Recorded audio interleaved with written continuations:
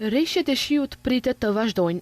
Nga Drejtoria për Punë Hidrometeorologjike ka njoftuar se nesër pritet mot i vranët me rreshje të her pas hershme shiu që mund të jenë më intensive në pjesët juglindore. DPHM thekson se për shkak të depërtimit të ajrit më të ftohtë, rreshjet e shiut në disa zona më të larta do të shndërrohen në borë. Në disa lugina do të ketë paraqitje të mjegullës, do të fryjë erë lehtë deri mesatare nga drejtimi juglindor. Në Shkup, kryesisht me vranësira dhe rreshje të her pas hershme shiu, do të fryjë erë e lehtë deri mesatare nga drejtimi juglindor, njofton drejtoria. DPHM gjithashtu ka theksuar se ditën e martë moti pritet të jetë me vranësira të ndryshueshme, me kushte për shi të dobët lokal, pritet të fryjë erë e lehtë deri mesatare, ndërsa pasdite në disa vende përgjatë luginës së Vardarit her pas here mund të ketë erë përforcuar nga drejtimi juglindor. Kurse të mërkurën pritet mot kryesisht me vranësira, pasdite paralajmërohet të ketë rreshje të her pas hershme lokale shiu, ndërsa në malet më të larta në veri perëndim rreshje shiu dhe bore.